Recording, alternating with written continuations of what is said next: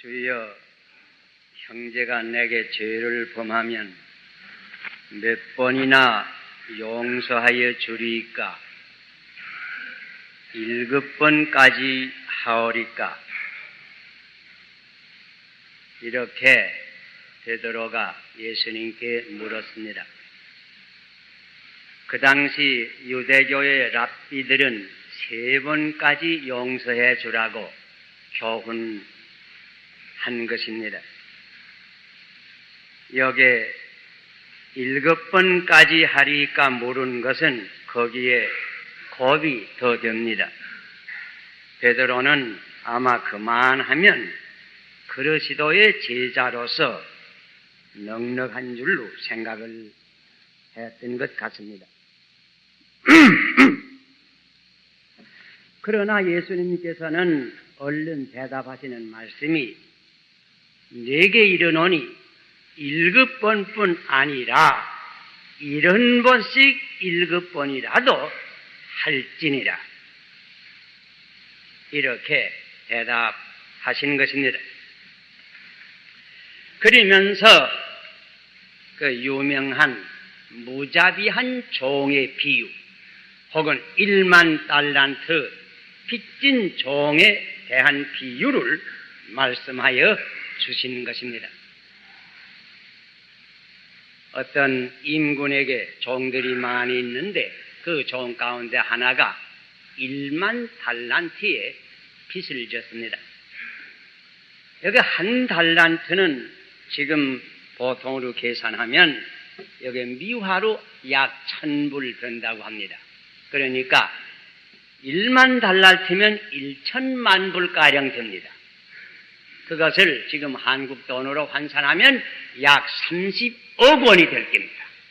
굉장한 빚을 졌습니다. 이 빚을 갚으라고 하니 이 종이 갚을 길이 없습니다.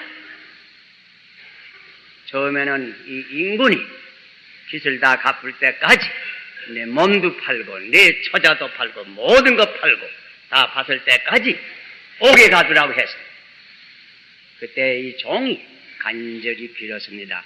좀 참아주시기를 바란다. 그러니까 그 인군이 불쌍히 여겨서 그 많은 빚을 그저 탕감하여 준 것. 얼마나 감사합니다. 그런데 이렇게 탕감을 받은 이 종이 나오다가 자기에게 빚을 진 동관 하나를 만났어요. 그런데 이 동관은 얼마를 졌다고 했는가 하니 100데나리온을 졌다고 했습니다. 100데나리온은 여기 미화로 환산하면 약 20불 됩니다.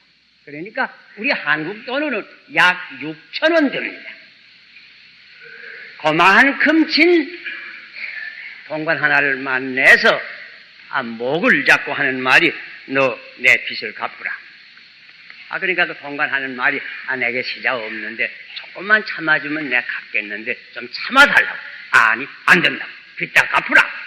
그러면서 그 빚 다 갚을 때까지 옥에다 집어넣었다.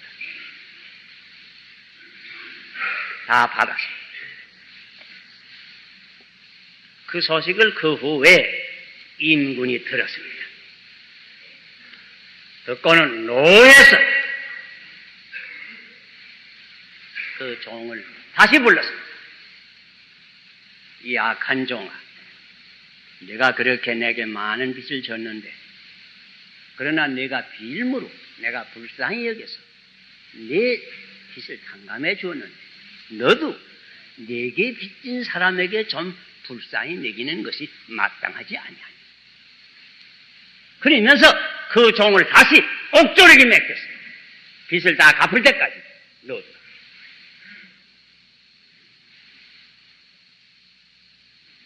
이 얘기. 오늘 이 시간 우리 그리스도인의 생활과 용서에 대한 교훈을 이 말씀 가운데서 받기를 원합니다. 주님께서 이 비유를 통해서 우리에게 귀중한 교훈을 몇 가지 주십니다. 첫째는 우리 그리스도 인던 사람들, 우리 믿는 사람들이 다른 형제가 내게 지은 죄를 용서해 주는 것은 우리 그리스도인으로서의 마땅한 의무라.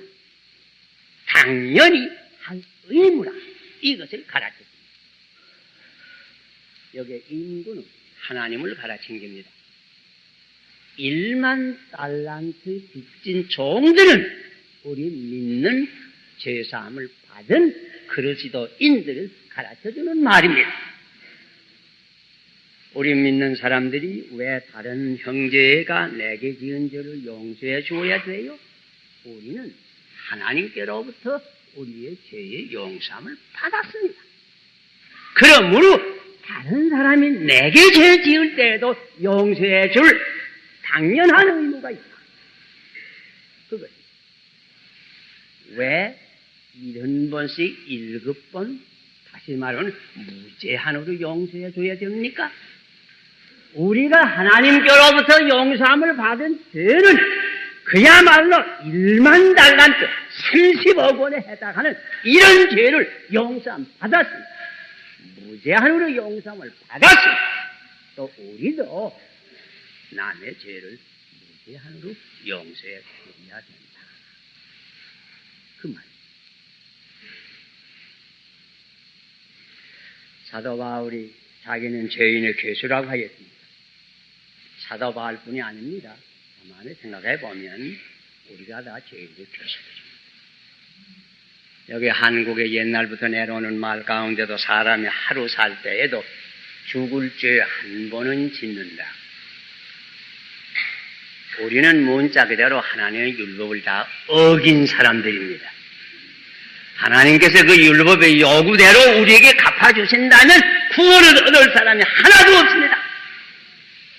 말하자면 1만 달란트의 무제한에 죄 사함을 받았으니 우리도 다른 사람에게 무제한의 용서를 해줄 의무가 있다 하는 그 말입니다. 그뿐이 아닙니다. 다른 사람이 내게 지은 죄를 생각하면 그 실상은 100데나리온에 불과합니다. 6,000원에 불과합니다.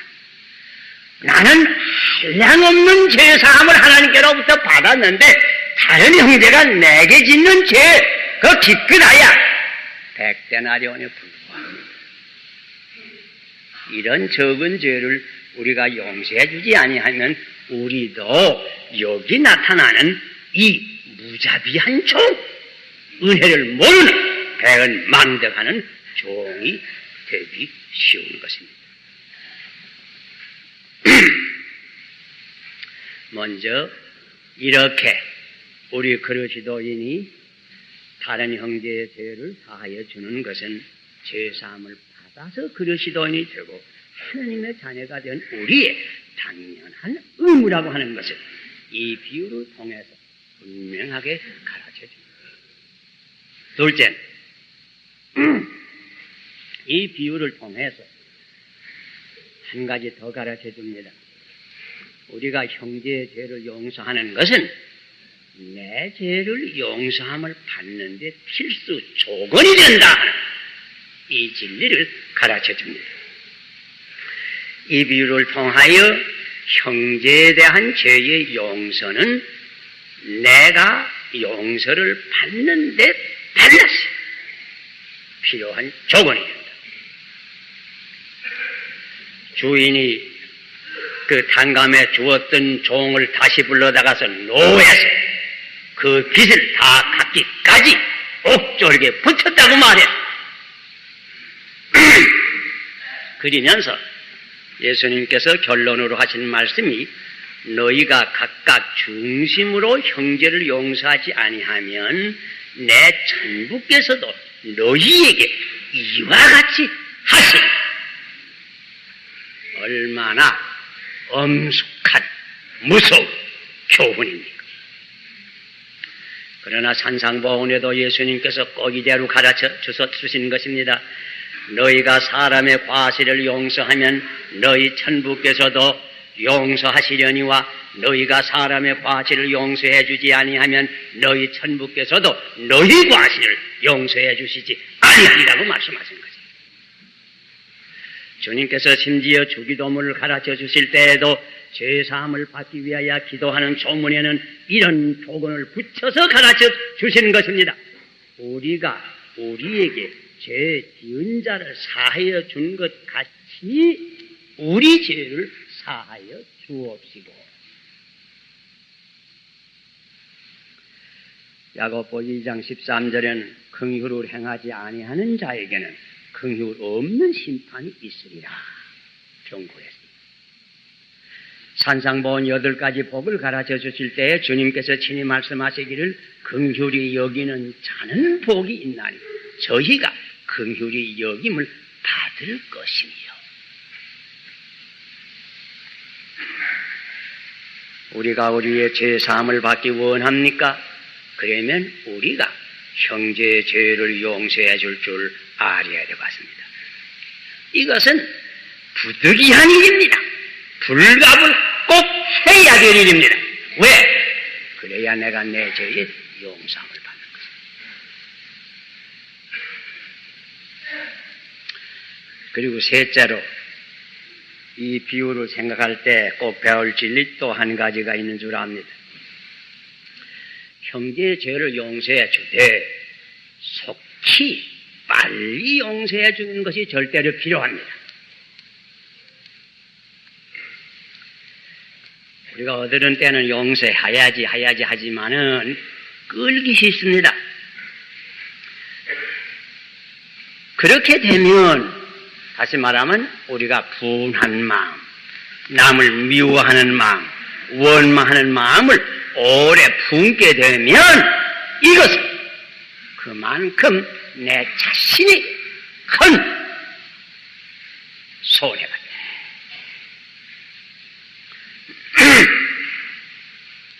제가 옛날 신의주에서 처음으로 교회를 볼 때, 그때 아마 전도사 때 갔습니다. 제2교회에서 볼 때, 그때 곽산 읍교회에서 일 보시는 김진근 목사님이 한 번 우리 교회에 오셔서 3일 기도 저녁에 말씀을 하시고 그 후에 저와 같이 앉아서 이 얘기를 하셨는데 그 이 얘기 가운데 지금까지 제가 잊지 못하는 이 얘기가 있습니다. 그 목사님의 자제분이 바로 우리 교회 집사님이신데 이 목사님이 이런 말씀을 했어요. 자기 경험을 얘기하는데 자기가 처음에 목사가 되기 위해서 그때 평북노회에서 목사 휴치를 받던 얘기를 합니다. 지금은 그 휴치위원이 따로 있어서 조용히 그 시험을 하지만은 그때는 노회 석상에서 여러 물어보아서 그래서 그 시험에 통과해야 목사 장립을 하던 때라고 합니다. 그래서 노회 석상에 두 사람을 자기하고 다른 그 젊은이하고 두 사람을 갖다 다신하던 졸업했는데 갖다 세워놓고 여러 사람 이것도 묻고 저것도 묻는단 말이에요. 그런데 자기 생각에 다 대답을 무던히 잘 했단 말이에요. 그래서 가만 공기를 보니까 통과될 것 같거든요. 그렇게 했는데 마지막에 그때 그 선천에 있던 어떤 선교사 한 분이 일어나서 하는 말이 그 내 생각에는 이 두 형제가 아직 목사 될 만한 자격이 없는 줄 생각하오. 그렇게 얘기해요. 그때로 말하면 참 선교사의 발언권이 아주 참 강하던 이제 그런 때인데 그 말 한마디 하니까 공기가 휙 변한단 말이야. 그래서는 니 어떻게 가게를 하는 거 아니? 한 노역기간 더 보류하기로 동의합니다. 제청합니다. 그게 가게를 하고. 그러니까 그만 목사 시험에 납치했단 말이야. 그리고서 나올래니까니 자기 마음속에 그 선교사에 대해서 분한 마음이 들어갔다. 아니 선교사면 선교사지. 아니 남의 장례를 막아줄 거야 뭐 있나. 분한 마음이 들어갔다. 그날 저녁에 자려고 하니까 잠이 잘 안 오더래요. 잠을 잘 못 자고 그날 새벽 기도에 나가서 기도하면서 가만 생각해 보니 그 선교사하고 자기하고 무슨 혐의가 전에 있던 것도 아니고 그때 선교사가 이 얘기하는 건 사실 내가 부족해서 그랬겠지. 그이가 무슨 나를 미워하는 생각으로 그럴 건 아직 않는데 이건 내가 오해다. 이거 내가 잘못 생각이다. 그렇게 생각을 해서 그 분한 마음을 풀어놓으라고 합니다. 풀고 그 편안한 마음으로 기도를 하고 있었는데 그 이튿날 그 낮에 함께 그 시험 치다가 낙제한 그 젊은 그 청년을 만났다고 합니다. 만나니까 그저 그는 아직까지 분한 마음이 그냥 있더래요. 그 못된 선교사 그놈. 욕을 하더래요. 그래서 그럴 게 없다고. 그래도 그저 그냥 속나서 그러더라고. 그런데 그저 뭐 몇 달이 가도 그분은 풀지를 못하더래요. 그런데 꽤 반년 후에 다시 시험을 맞추고 그 다음에 두 분이 다 같이 통과가 돼서 목사가 되긴 됐는데 이상스레 그 다른 분은 그 다음에도 그 선교사가 돼서는 언제나 욕하더라고. 그 풀지 못하더라고. 그러면서 보세요. 그런데 몇 해 후에 이제 이유는 설명 안 합니다. 그렇지만 자관 그분은 교회를 보지 않게 됐다. 다시 말하면 무슨 말인고 하니 우리가 남에게 대해서 그 원망하는 마음, 미운 마음을 늘 마음 가운데 가지고 계시면 우리 속에 은혜가 떠난다. 분한 마음을 가지고 있는 그 속에 성령께서 오래 계실 수가 없단 말이에요. 내가 손해봅니다. 그뿐만 아닙니다. 현대 심리학과 의학이 발전된 오늘에 있어서는 이런 분한 마음, 시기하는 마음, 그런 마음을 오래 품으면 심리적으로 또 육체적으로까지 큰 손해가 오는 것을 우리는 압니다. 여기 스탠리 존스 박사의 저서를 보면 뭐 그런 신뢰를 많이 그 책에 말해줍니다. 가령 어떤 젊은 여자가 있는데 갑자기 그 좀 무엇을 먹든 토가 나옵니다. 토 해버립니다. 의사가 암만 위를 검사하고 해봐야 아무 병도 없습니다. 그 심리적으로 그 여자를 분석해 보니까 그 속에 자기 그 시어머니에 대한 미운 마음이 가득해서 그래서 그 마음이 있어서 결국은 육체적으로 그런 고장이 생겼다. 어떤 젊은 여자가 갑자기 그저 오른손을 쓰지 못하더라고 합니다. 오른손을 들지를 못하더라고. 암만 뭐 육체적으로 의사들이 진단해봐야 아무 병은 없습니다. 심리적으로 가만히 진단을 해보니 자기 어머니에 대해서 무슨 일로 미운 마음이 가득 생겨서 어머니를 그저 그 손을 들어서 때릴 마음이 가득합니다. 그 마음 푼 다음에는 미어 발쓰게 됐다고 합니다. 여기 우유들 우리 한국에서도 지금 많이 먹기 시작하지만은 성난 소가 내는 우유 먹이면 해롭다고 합니다. 그래서 그런지 내 몇 해 전에 어떤 큰 미국에서 농장을 가보니까니 그 젖자는 방에 좋은 음악을 해놓았습니다. 아마 편안한 마음으로 젖내라고 아마 그렇게 하는 모양이에요. 여기 사실 어떤 때 보면 어떤 어머니 쌈 하면서 성난 어머니들이 애기 젖 먹이는 어머니들 들어보았죠? 그거 아마 좋지 않을 겁니다. 성난 그 기분 가운데서 그 나는 젖이 그렇게 좋지 않을 거예요. 우리 심리적 상태가 우리 육체에게 직접 영향을 줍니다. 여기 우리 한국은 전에부터 이런 속담이 있지 않아요? 사촌이 밭을 사면 배를 앓는다. 나 그건 무슨 뜻인가 오래 그 깨닫지 못했어요. 그런데 그 후에 심리학을 배우고 생각을 해보니 그거 꼭 그렇게 했어요. 사촌이 밭을 샀는데 이거 나는 못 샀는데 시기하는 마음이 가득 마음 가운데 올라온단 말이에요. 그런 마음이 있게 되면 그 위액을 바로 분비를 못한다고 합니다. 그 의뢰 소화불량이 될 거잖아요. 그 자신이 배가 앓게 되었죠. 여기 사실 우리 궤양이니 뭐 이런 병은 실상은 이 육체적 무슨 그 근원보다도 이 마음의 그 불안에서 온다고 하는 거 아닙니까? 다른 사람의 죄를 곧 용서해 주지 아니하고 마음에 품고 있는 것은 내 자신의 큰 손해가 있습니다. 그래서 성경에는 골로새 3장 13절에 이렇게 가르쳤습니다. 누가 네게 혐의가 있거든 서로 용납하여 피차 용서하되 주께서 너희를 용서하심과 같이 너희도 그리하라. 분한 마음을 오래 품고 있으면 내가 손해를 받습니다. 연기하지 않아야 됩니다. 여러분 가운데 한 분이라도 이런 기분 가운데 혹 배신이가 있으면 이 시간에 다 용서하시고 풀어버리세요. 그리고 넷째는 그리스도의 고귀한 인격에까지 우리 그리스도인들이 장성하기 위해서 우리 형제의 죄를 용서해야 합니다. 에베소 4장 15절에 오직 사랑 안에서 참된 것을 하여 범사에 그에게까지 잘할지라 그는 머리 곧 그리스도라. 우리는 그리스도에게까지 잘해야 될 장성한 의무가 있습니다. 그리스도의 그 고귀한 인격과 생활이 특별히 다른 사람의 죄를 용서하는 데 나타나는 것입니다.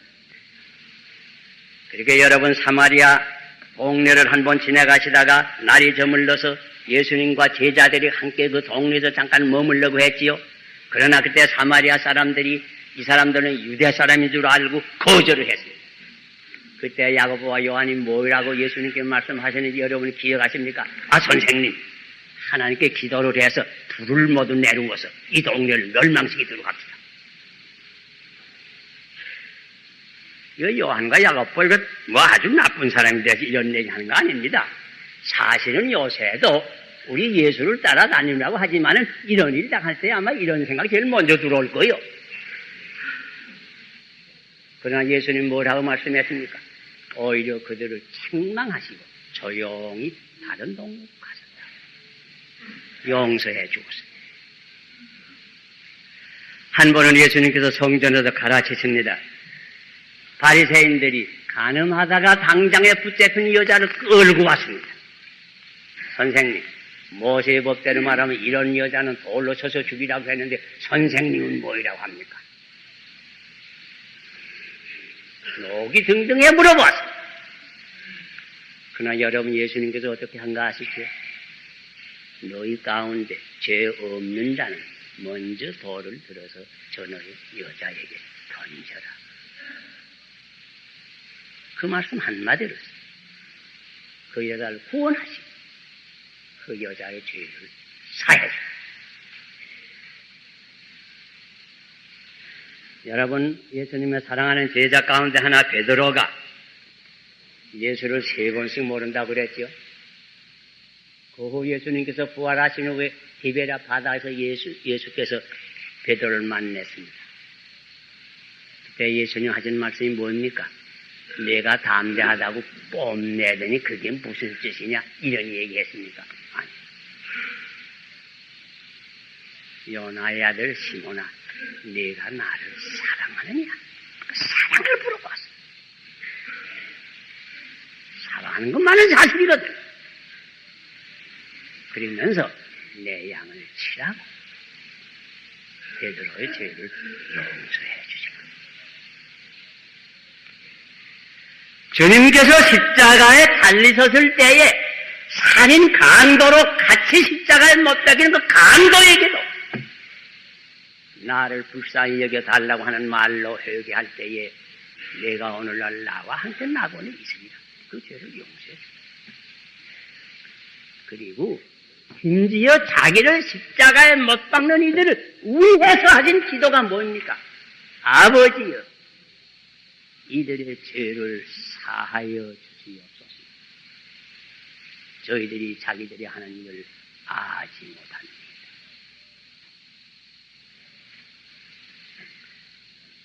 향나무는 자기를 찍는 도끼를 향수로 뿌린다고 하는 말이 있습니다.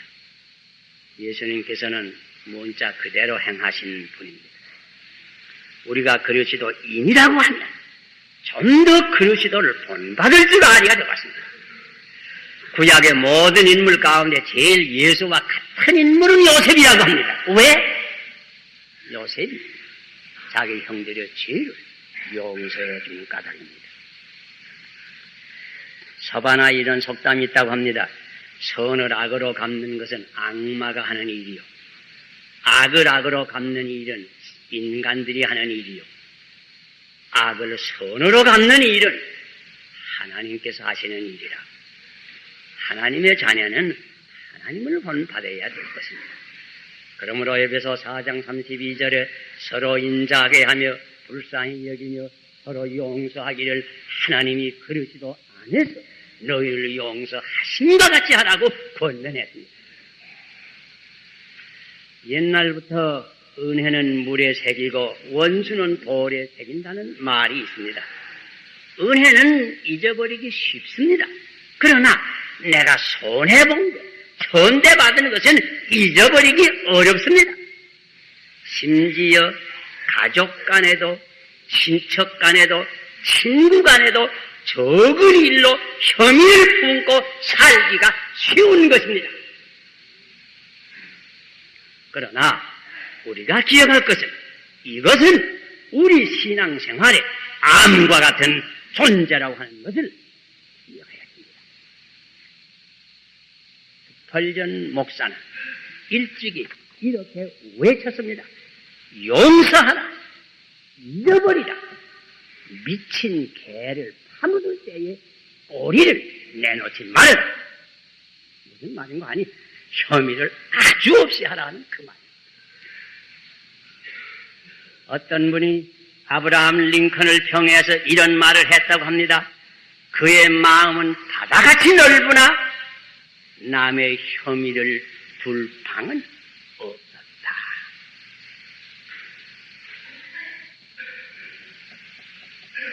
모든 혐의를 아주 잊어버릴 수 있는 그 자리에까지 가기 위해서 우리는 힘써야 될 겁니다.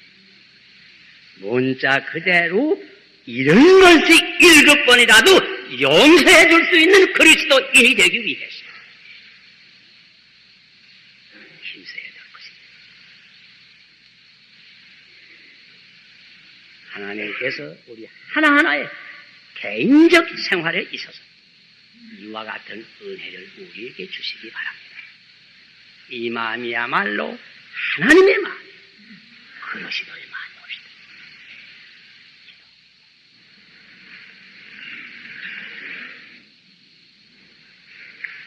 하나님께서 말로 다 할 수 없는 우리의 죄를 사하여 주시는 것을 저희들이 생각하면서 무엇으로 다 감사를 드릴 일이 없습니다. 우리는 1만 달란트의 죄 사함을 받은 것을 언제나 기억하고, 우리도 피차에 용서한, 피차에 사하여 주고 온전히 그리스도의 마음, 하나님의 마음 살아갈 수 있는 이 높은 은혜의 수준에까지 우리 하나하나 이끌어 올려 주시옵소서. 예수님 이름으로